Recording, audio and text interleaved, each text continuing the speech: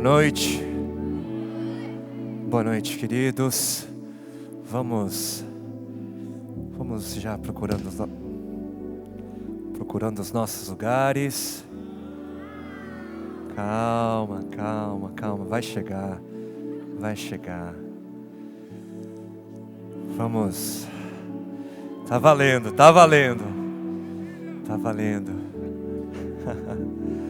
Tudo bom, gente? Tudo bem? Uau, que dia intenso, né? Eu sei que... Acho que tem um pessoal que chegou à noite também. Vocês que chegaram agora. Para a gente continuar cumprindo o protocolo. Sejam muito bem-vindos. Em nome de todos. Em nome de tudo que temos buscado representar. E em nome daquele que é o nosso alvo. É a nossa satisfação, é o nosso Senhor, é o nosso Deus. Nós vamos continuar mergulhando nessa realidade, nós vamos continuar a prestar atenção àquilo que Ele tem ainda a nos dizer nessa noite. Eu acho que a gente está chegando ainda com o microfone. Eu preciso de um pouquinho aqui em cima também, por favor. E enquanto a gente espera o som chegar, eu queria te convidar já a abrir a sua Bíblia em Mateus, no capítulo 6.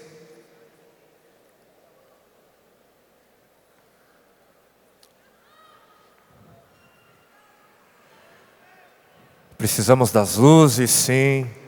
Que haja luz sobre todos.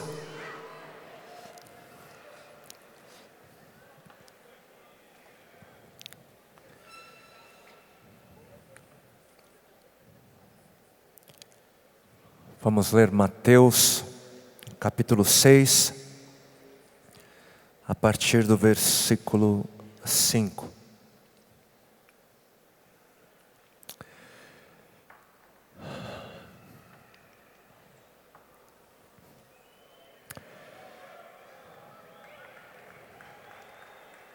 Aê. E houve luz.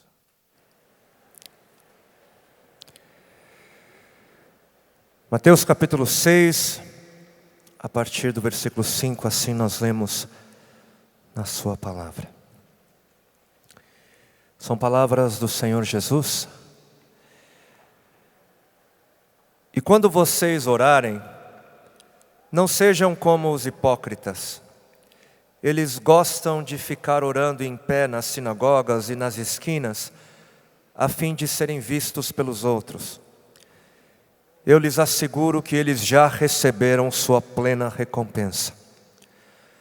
Mas quando você orar, vá para o seu quarto, feche a porta e ore a seu pai que está no secreto.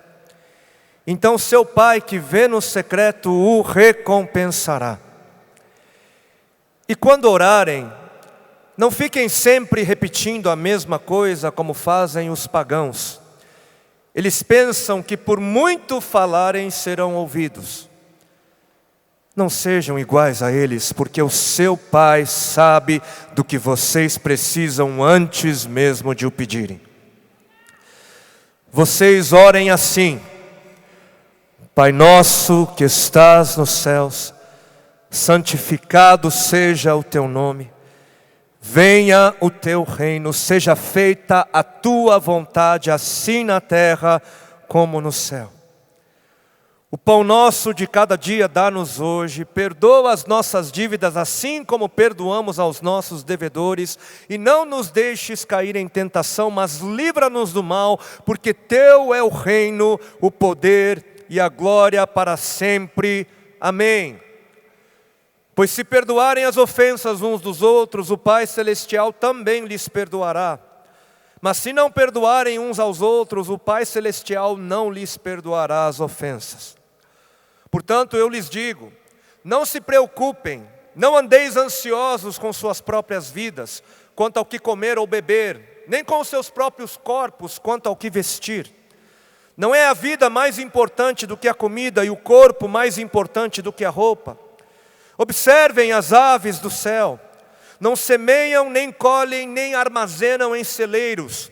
Contudo, o Pai Celestial as alimenta. Não tem vocês muito mais valor do que elas? Quem de vocês, por mais que se preocupe, pode acrescentar uma hora que seja à sua vida? Por que vocês se preocupam com roupas? Vejam como crescem os lírios do campo. Eles não trabalham nem tecem. Contudo, eu lhes digo que nem Salomão, em todo o seu esplendor, vestiu-se como um deles. Se Deus veste assim a erva do campo, que hoje existe e amanhã é lançada ao fogo, não vestirá muito mais a vocês, homens de pequena fé? Portanto, não se preocupem dizendo o que vamos comer, ou o que vamos beber, ou o que vamos vestir. Porque os pagãos é que correm atrás dessas coisas. Mas o Pai Celestial sabe que vocês precisam delas. Busquem, pois, em primeiro lugar o reino de Deus e a sua justiça, e todas essas coisas lhes serão acrescentadas. Portanto, não se preocupem com o amanhã, porque o amanhã se preocupará consigo mesmo. Basta a cada dia o seu próprio mal.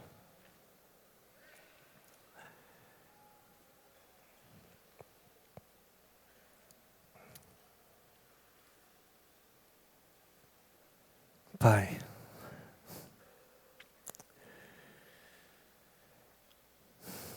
queremos, Senhor, te ouvir. Queremos te ouvir. Queremos que o Senhor nos alcance. Pedimos, Senhor, clamamos pelo pão, clamamos pela intervenção, clamamos, Senhor, pelo teu bradar, pelo teu sussurrar, clamamos, Senhor, pela manifestação da tua graça, do teu amor por nossas vidas e pelas vidas dos outros que estão lá fora. Isso tudo em nome de Cristo Jesus. Amém. Amém.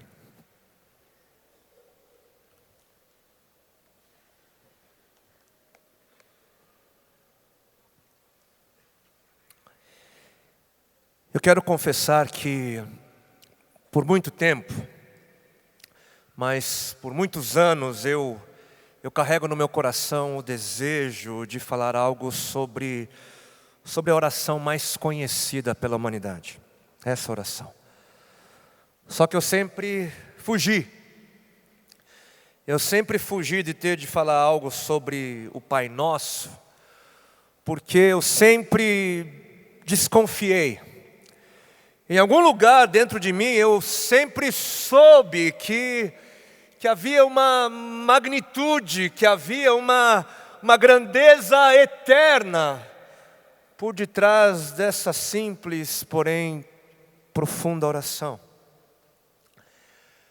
Mas, se eu ouso falar algo sobre essa oração nessa noite, não é porque eu creia ter encontrado todas as respostas ou todos os tesouros, ali contidas, escondidas, escondidos, mas se eu ouso falar sobre o Pai Nosso hoje é porque eu creio que precisamos resgatar alguns dos valores perdidos acerca da oração.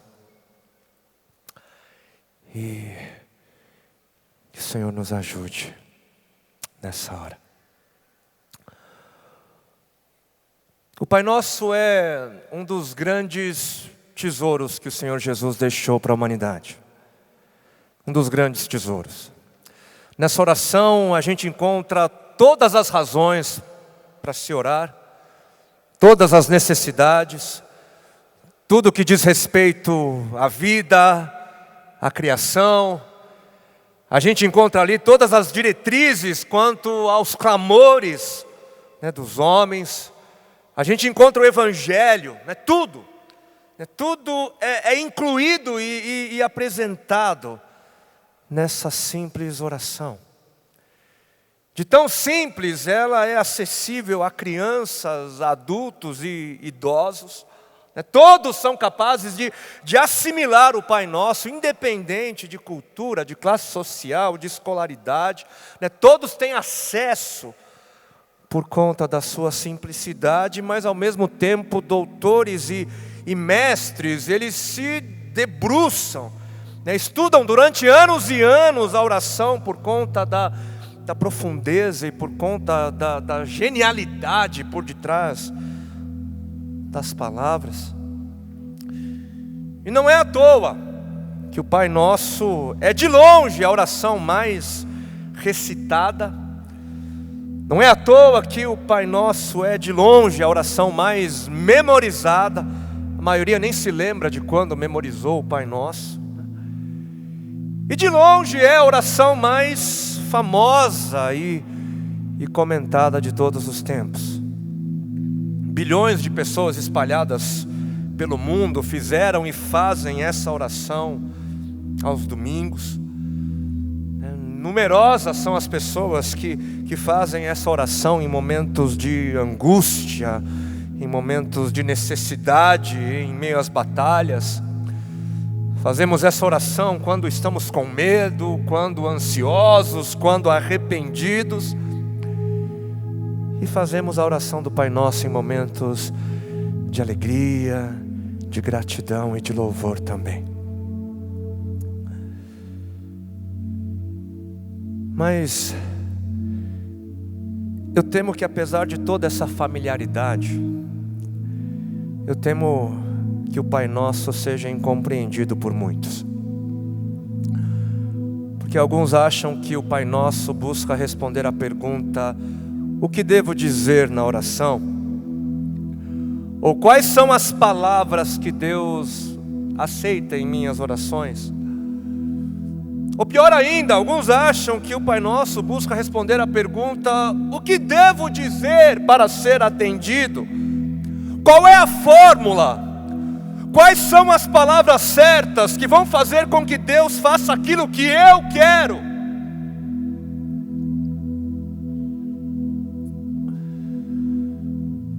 Uma regra básica para a compreensão de qualquer texto é conhecer o seu contexto. O contexto é o conjunto de informações que vem antes e depois, né? E eu fiz questão de ler os versículos que vêm antes e depois do Pai Nosso, para que a gente fosse levado a perceber que até mesmo o Pai Nosso, ele tem um contexto. Existe um ambiente ao redor, né, que vai me ajudar a entender melhor do que se trata a oração.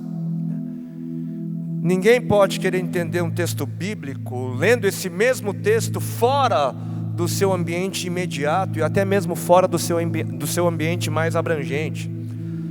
Todo texto, bíblico ou não, para ser melhor entendido, ele precisa ser lido a partir de um todo, ele precisa ser visto a partir de um quadro geral, senão a gente cai no erro de entender de forma incompleta, de forma irreal.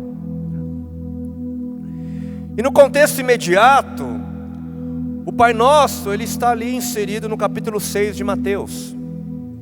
Capítulo 6. Então se faz necessário ler o capítulo 6. No contexto um pouco mais abrangente, o Pai Nosso em Mateus, ele está inserido na fala do Sermão do Monte, dos capítulos 5 ao 7. Então leiamos o Sermão do Monte. Num contexto um pouquinho maior, o Pai Nosso, ele está inserido no livro de Mateus. Leiamos Mateus. No contexto ainda maior, o Pai Nosso, ele está inserido na revelação de toda a Bíblia. Leiamos a Bíblia toda. Mas no contexto ainda maior, o Pai Nosso, ele está inserido na história e na cultura do seu tempo. Conheçamos a história e a cultura. Mas no contexto máximo, ou ir no contexto máximo, o Pai Nosso, ele está inserido na pessoa de Cristo Jesus. Na pessoa de Jesus. Ele é, em última instância, o contexto máximo de tudo que está escrito. De tudo. Porque é tudo sobre Ele. É tudo sobre Jesus. E sem olhar para Jesus, sem olhar para Ele, sem conhecê-lo, sem experimentar da sua realidade, a gente pode acabar entendendo tudo errado.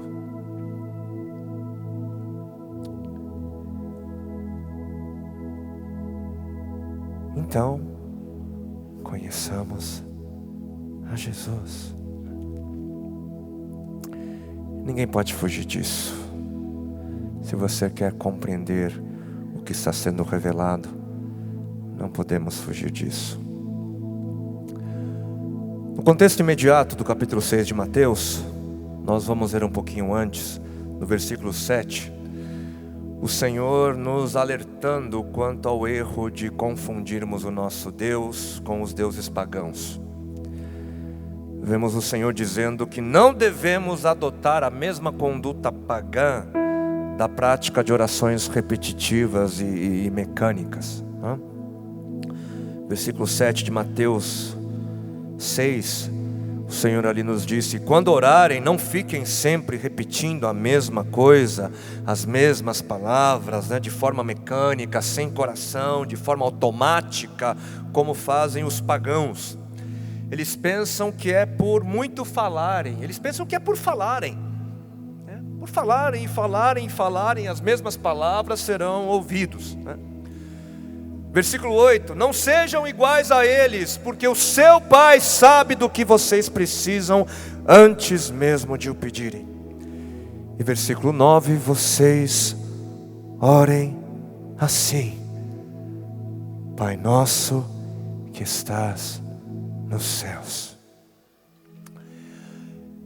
E a princípio, parecem ser contraditórias as palavras do Senhor nesses 3 versículos que nós acabamos de ler. Parece que aqui há uma contradição, porque primeiro o Senhor, Ele nos exorta a não ficarmos sempre repetindo as mesmas palavras como fazem os pagãos no versículo 7, mas logo na sequência, no versículo 9, Ele parece estar nos dando palavras para serem repetidas na oração. Parece que é isso que Ele está fazendo. E agora? Obviamente não há contradição. A ordem para não orarmos a Deus como se ora a um Deus pagão continua valendo. Isso ainda vale para os dias de hoje. E diante dessa ordem eu sou imediatamente levado a examinar melhor o que o Senhor quis dizer no versículo 9. Eu sou imediatamente levado a examinar de forma mais cuidadosa. Porque ali o Senhor nos disse: vocês orem assim. Vocês orem assim. E não vocês digam isso ou repitam essas palavras. Não foi isso que Ele disse. Ele disse: vocês orem assim. Mas o que é orar? O que é oração? Orar com certeza envolve palavras, sim. Orar também é dizer, como nos ensina Lucas, capítulo 11, versículo 2 do capítulo 11. Mas orar também é ouvir. Orar é ouvir também. A gente fala, mas o Senhor fala também. E se Ele fala, é necessário parar. Para quê? Para que a gente possa ouvi-lo. Gente que só fica falando não ouve. Precisamos parar para ouvir, porque Deus também tem o interesse de falar. Ele tem o interesse em falar aos nossos corações por meio da oração. E mais, orar além de falar e ouvir, orar além de ser um diálogo, orar também é estar. Orar também é permanecer, mesmo que no silêncio, mesmo que nenhuma palavra seja dita. Orar é estar. Por quê? Porque orar é, acima de tudo, se relacionar com Deus. Orar é interagir, orar é corresponder a Ele, é corresponder à sua presença, à sua revelação. A oração é o meio pelo qual nos relacionamos e crescemos na intimidade e conhecimento de Deus. E tomando como exemplo o meu relacionamento conjugal, eu posso muitas vezes não dizer uma palavra à minha esposa enquanto a gente está no quarto, ou enquanto a gente caminha pelo parque de mãos dadas. Só que vocês podem ter certeza de que mesmo assim, eu e ela, a gente ali, nós estamos nos relacionando. Mesmo assim, mesmo sem dizer uma palavra, apenas estando, nos relacionamos. Quando a gente pensa que a oração é apenas algo que se diz, que orar é apenas algo que se faz com a boca, a gente perde toda a beleza do convite feito por Deus para estarmos com Ele. Esse é o convite da oração. Ele nos convida para estarmos junto dEle.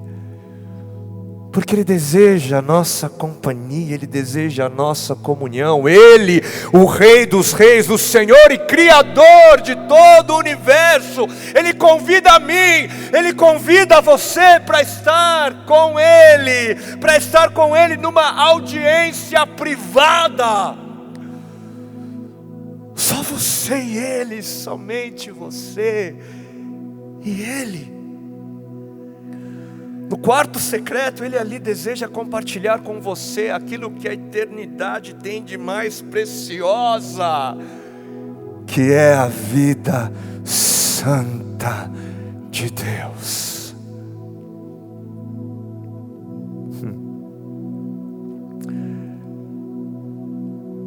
Olha só, usando mais uma vez o meu relacionamento conjugal como um exemplo, uma analogia. Eu posso passar tempo com a minha esposa junto aos meus amigos, junto aos familiares. Eu posso passar tempo com a minha esposa junto aos irmãos da igreja. Mas no quarto secreto, eu levo ninguém. Ninguém. Por quê?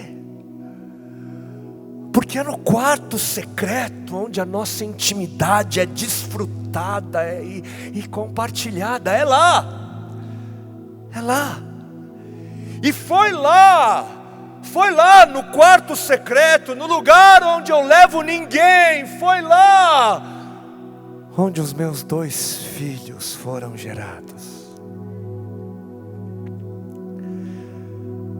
No quarto secreto, no lugar de intimidade com Deus, a vida de Deus é compartilhada, a vida de Deus é gerada em nós, e através de nós,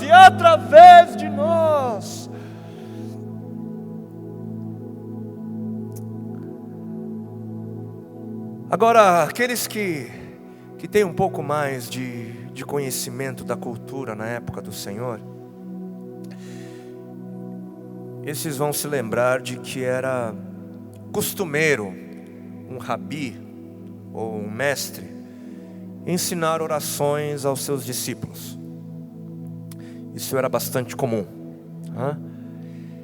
E nessas orações ensinadas pelos mestres, esses mestres, eles não tinham a intenção de apenas colocar palavras nos lábios dos seus discípulos, mas os mestres, eles tinham a intenção de trazer ensinamentos também por meio dessas palavras. Cada palavra, cada frase era formada com o propósito de gerar reflexão e sabedoria. A oração ensinada pelos mestres era material para meditação e conhecimento. E o mestre dos mestres nos ensinou uma oração. E qual é a sabedoria? Com qual conhecimento devemos interagir? Qual é a reflexão que devemos fazer ao orarmos a oração que o Senhor nos ensinou? Pai nosso, que estás nos céus.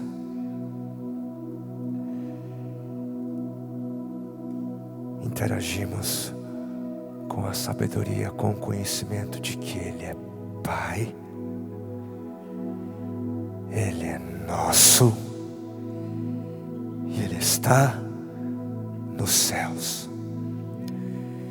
E céus aqui é a dimensão da morada de Deus. E para os judeus, os céus significavam a realidade que os cercava. Para eles, a realidade dos céus estava em todos os lados, ao nosso redor, próximo. Esse era o conceito judaico de céus. E não aquilo que a gente pensa como céus, lá em cima, lá longe, não. Perto está o Senhor daqueles que o invocam, porque os céus estão ao nosso redor, porque a realidade de Deus está próxima, está ao nosso redor, Ele está perto. E logo de início nós somos levados à razão do porquê devemos, do porquê podemos orar, do porquê podemos. Logo de início a gente é levado a entender o porquê que Deus desejaria estar conosco. De início nós somos levados a entender o porquê não precisamos nos afundar em preocupações e ansiedades quanto ao que comer, quanto ao que vestir. Por quê? Porque Ele é Abba, Ele é Abba, Ele é Pai, Ele é Abba, Ele é o Abba. E para nós falarmos do valor da realidade paterna do nosso Senhor, a gente iria precisar de várias conferências como essa. Mas certa vez, no dia do seu batismo, Deus Pai disse a Jesus, seu filho, o seguinte: você é o meu filho amado. Você é o meu filho amado em quem eu tenho prazer. Deus Pai, durante todo o seu relacionamento com o Jesus humano, Ele sempre confirmou o seu amor por Ele, sempre.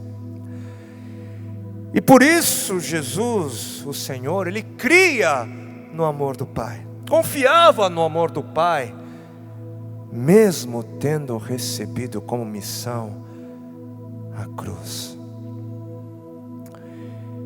E eu não creio que Jesus teria permanecido na cruz se Ele não cresce no amor do Pai.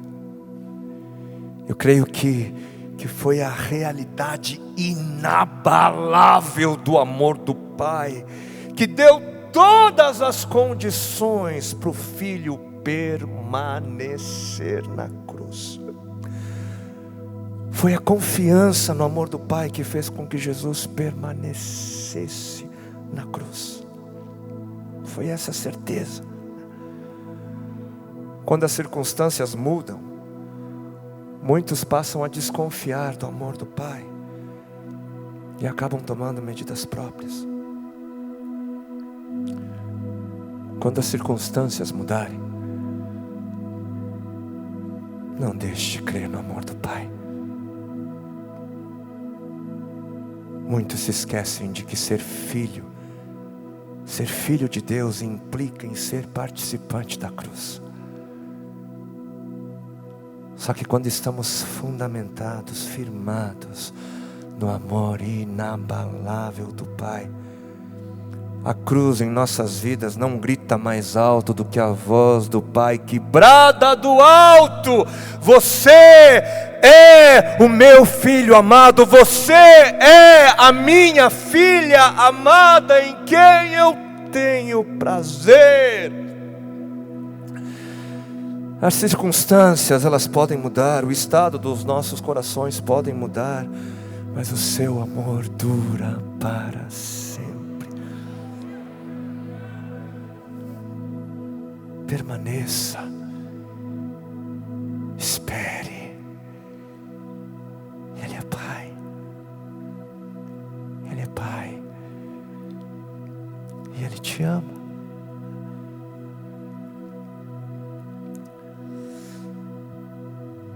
Só que o Pai,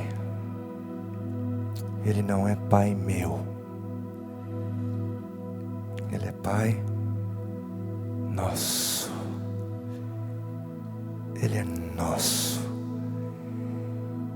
E na oração que o Senhor nos ensinou, logo de início também, Ele resgata a realidade de que fazemos parte de uma só família, de que fazemos parte de uma única e grande família global. Essa é a realidade da raça humana.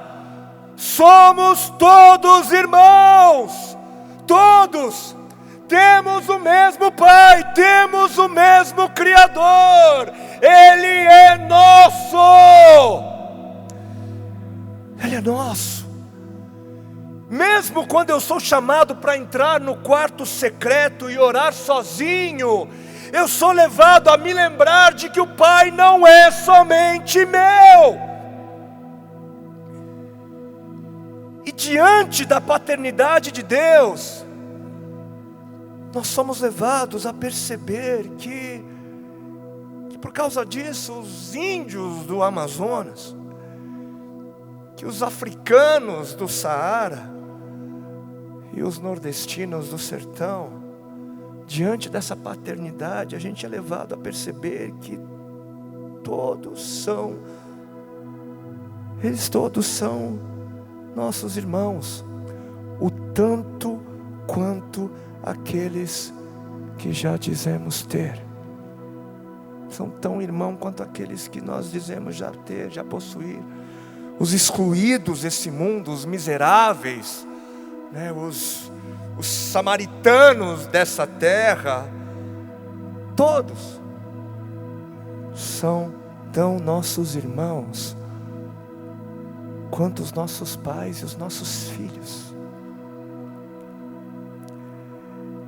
É essa paternidade de Deus que vai me dizer que Ele me ama o tanto quanto Ele ama o outro, que não é outro, mas que é meu irmão, é minha irmã, é minha família, é carne da minha carne, sangue do meu sangue. O Pai Nosso, Ele vai nos lembrar de que o nosso sobrenome não é mais Som, não é mais da Silva, nem de Oliveira, mas é de Cristo, somos de Cristo.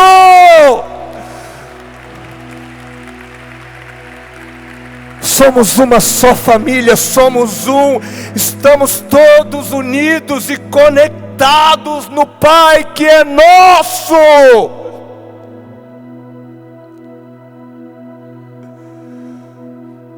Porque somos uma família. pão não é meu. Porque somos um só corpo, interligados. O pecado não é meu, é nosso. As lutas são nossas, as necessidades são nossas, as tentações são nossas, o inimigo é nosso, as tristezas, as alegrias, o choro e o sorriso, tudo nosso. Não foi à toa que Jesus se fez homem, se tornou um de nós, se uniu a nós, a nossa realidade. Ele se fez homem para que a sua vitória pudesse ser a nossa vitória. Ele veio desfazer o nosso pecado em Adão. O pecado é tão nosso que o pecado de Adão foi o meu, foi o seu pecado também.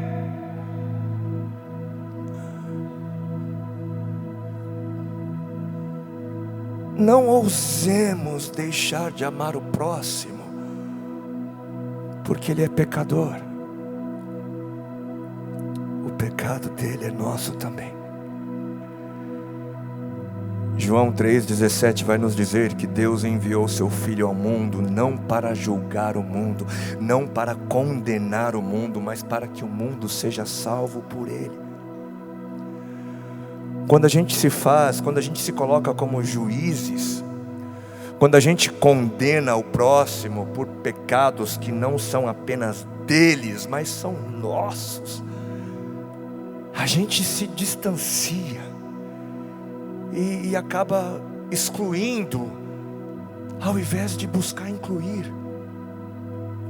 Quando o pecado é do outro e não meu também, eu acabo criando uma justificativa para não amar. Muitas vezes nós temos condições de ajudar o próximo a sair da condição pecaminosa,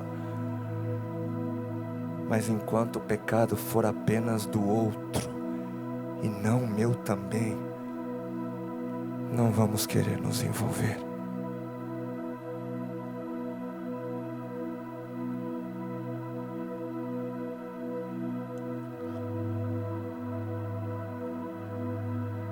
O Pai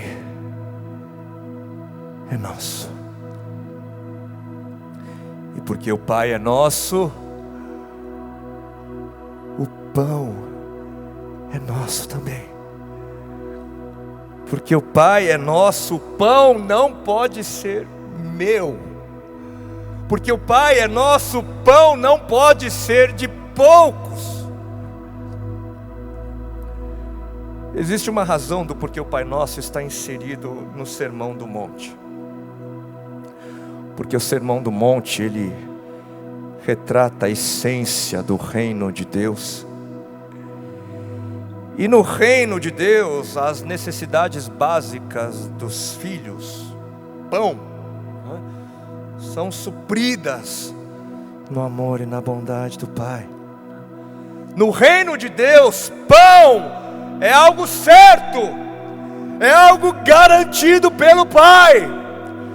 Quando o reino de Deus vem, a fome vai. Quando o reino de Deus vem, a morte vai. Até as aves recebem pão, sem ter de juntar. Não faria sentido os súditos do reino do amor não receberem pão também? Quando o Senhor é o nosso pastor, nada nos falta, nada. Deus não deixa faltar pão na sua mesa de banquete, não deixa. Só que pão, obviamente, não é conta na Suíça, né? Pão não é Ferrari na garagem. Pão é aquilo que nos é necessário para a subsistência. Deus não estabeleceu compromisso nenhum quanto às nossas empreitadas que vão nos trazer além do pão diário, além da porção diária, como acontecia ali com o povo no deserto durante o Êxodo. Quando ali o povo foi suprido no deserto com maná, o Maná era o bastante para aquele dia, para cada dia havia uma porção. E a ideia fundamental aqui, obviamente, é a nossa dependência como filhos. E quando pela graça conseguimos aquilo que vai além das nossas necessidades, quando pela graça a gente consegue mais do que nós precisamos, compartilhar é aquilo que nos mantém sãos.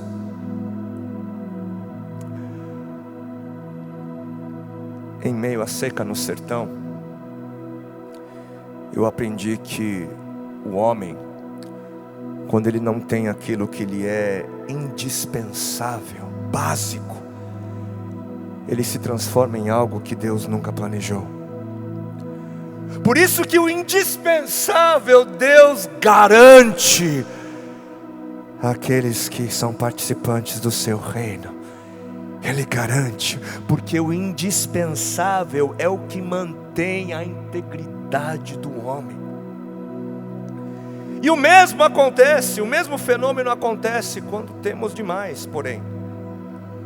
O mesmo fenômeno acontece quando a gente tem demais, quando nós acumulamos por acumular.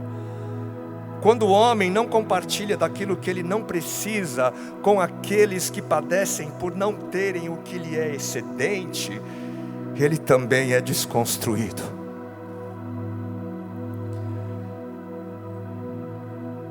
Viver na realidade do Pai Nosso, diante do pão que é nosso,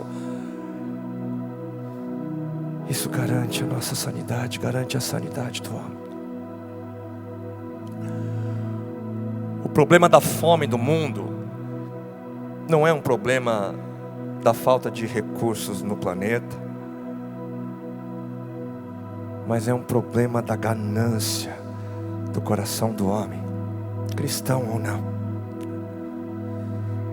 No Brasil, o problema da fome, da sede, da saúde, da educação, da moradia e do lazer,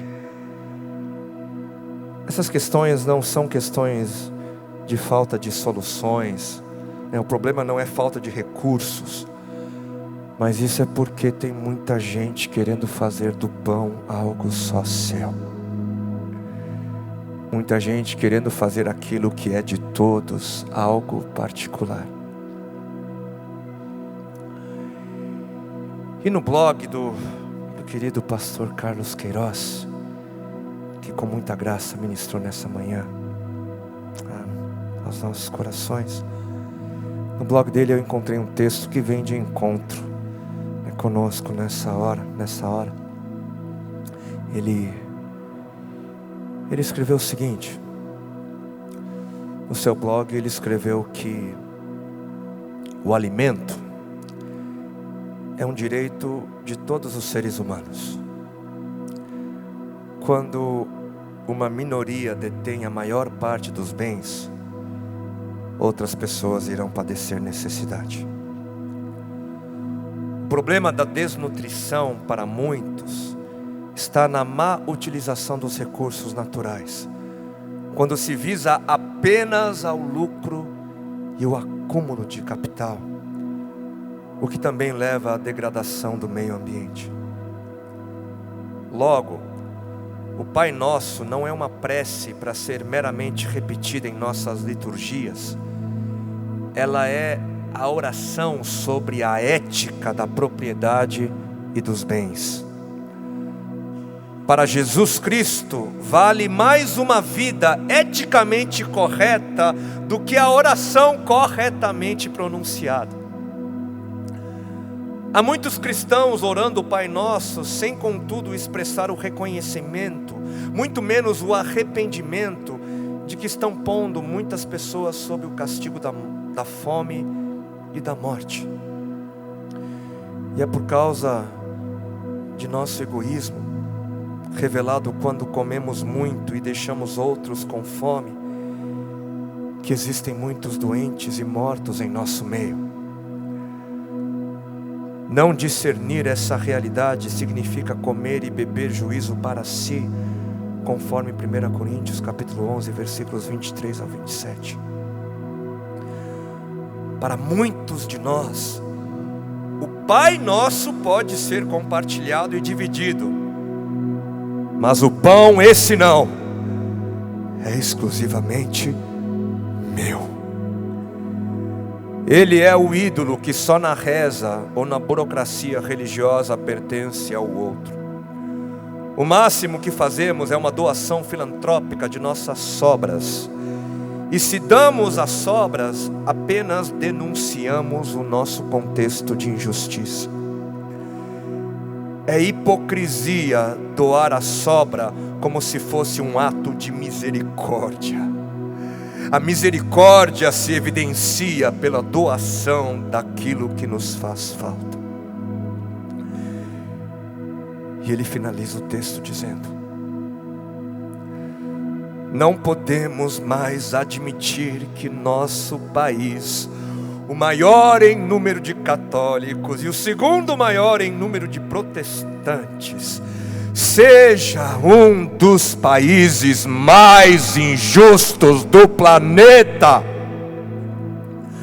A falta de pão na mesa do pobre é um problema decorrente da falta de espiritualidade no altar dos cristãos. A carência de alimento passa a ser um sinal da nossa falta de espiritualidade, à medida que o outro não o tem.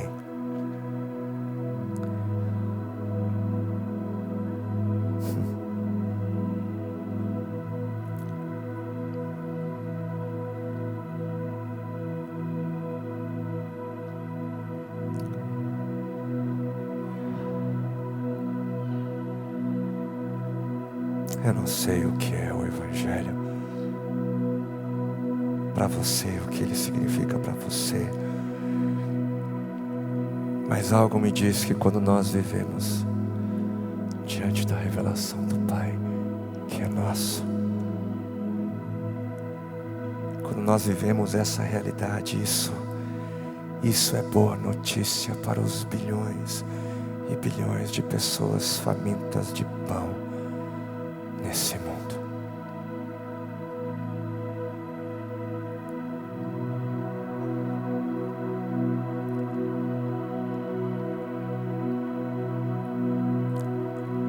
Vamos orar.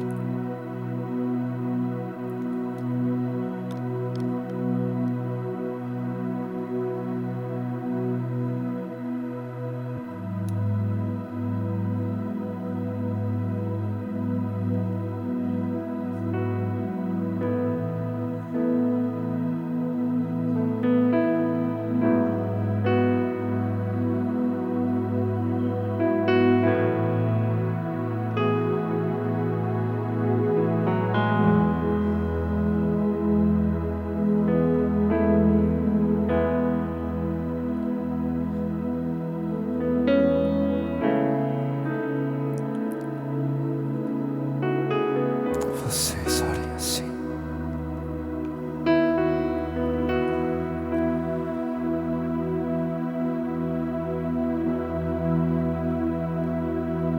Quando a música esmorece e o resto desaparece, simplesmente a te mexer.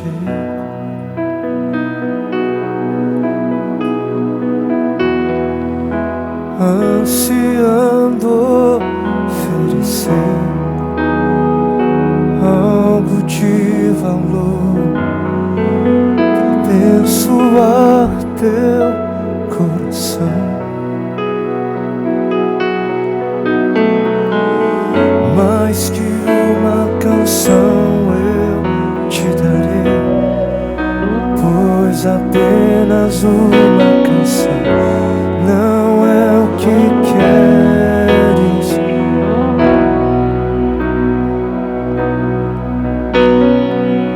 Mais profundo buscar-se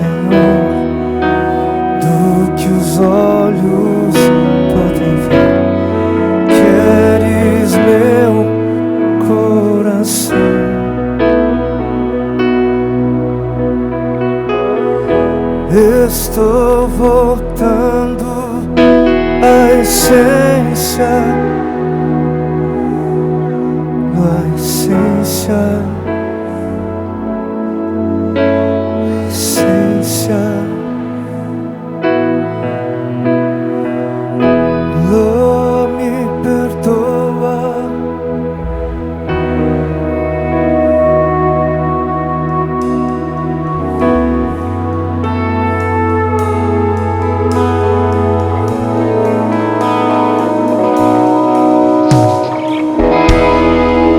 Verde imensurável valor, ninguém pode expressar quanto és digno, digno, digno.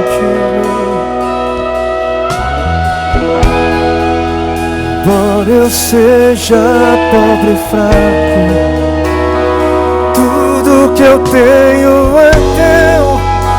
Cada fôlego, cada fôlego, mais que uma canção eu te darei. Não é o que queres de mim, não, mais profundo busca o Senhor.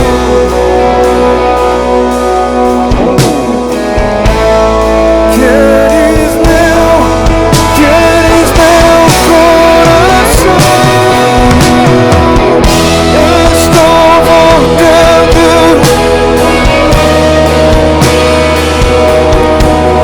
E a essência és tu, a essência és tu.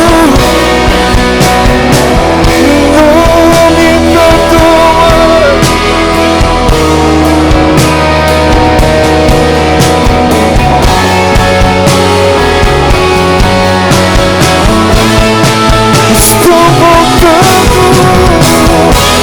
Estou voltando à essência da adoração.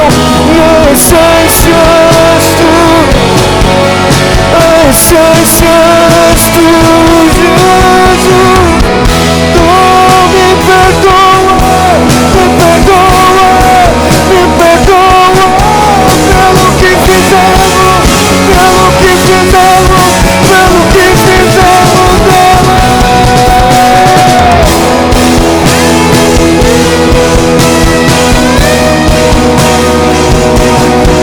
Nos perdoa, nos perdoa, nos perdoa, nos perdoa, nos perdoa. Tu és nosso, és nosso, és nosso, nosso, nosso, nosso, nosso.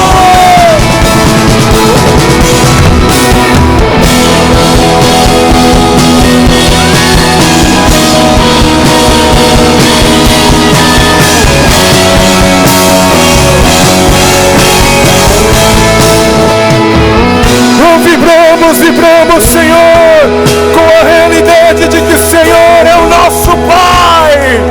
Oh, está perto, está perto, está perto de nós.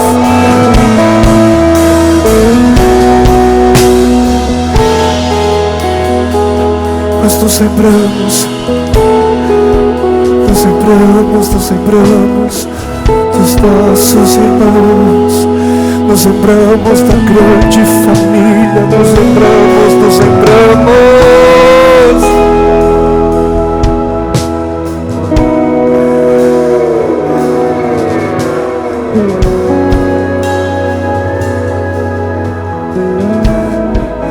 Que teu reino de paz, de alegria no espírito, de amor, de cuidado, venha, venha, venha, venha.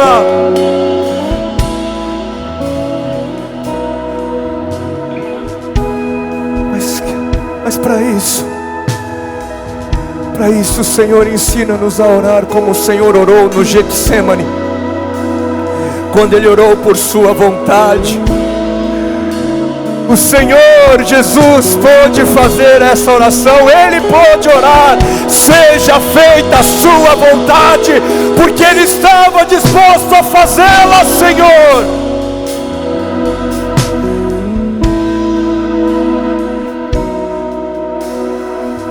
Obrigado porque o Senhor nos chama a ser participantes quanto à vinda da realidade do Teu reino, quanto à manifestação da realidade do Teu reino. O Senhor nos chama para sermos participantes da realização da Tua vontade nessa terra.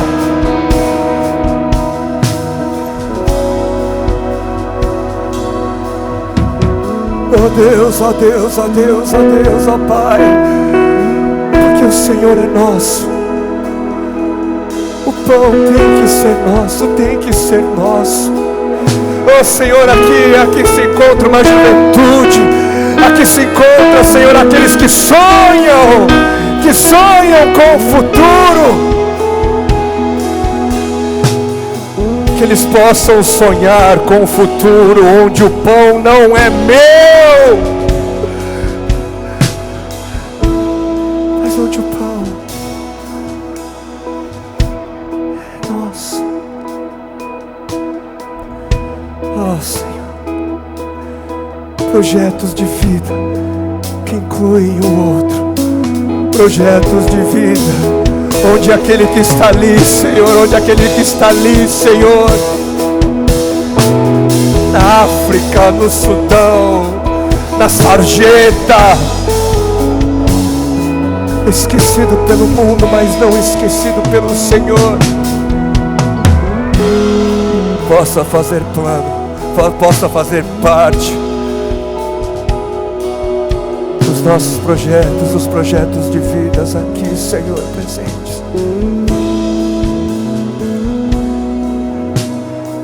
É a oração dos filhos, é a oração, Senhor, é a nossa oração, que o Senhor seja santificado.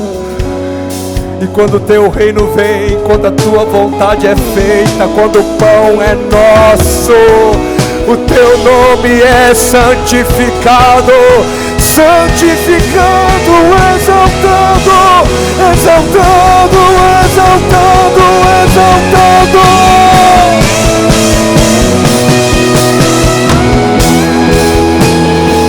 Santificado seja o Teu nome, Pai. Senhor nosso Deus,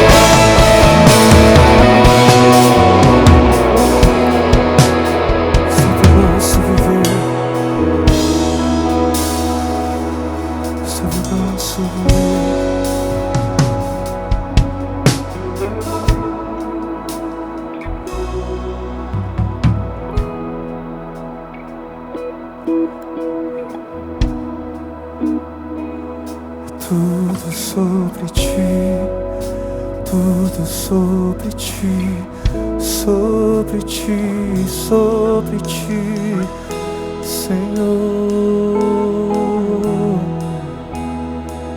Senhor.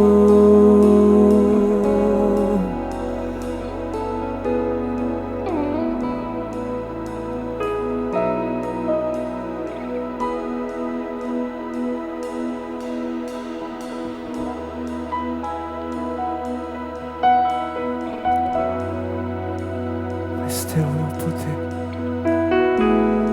Tua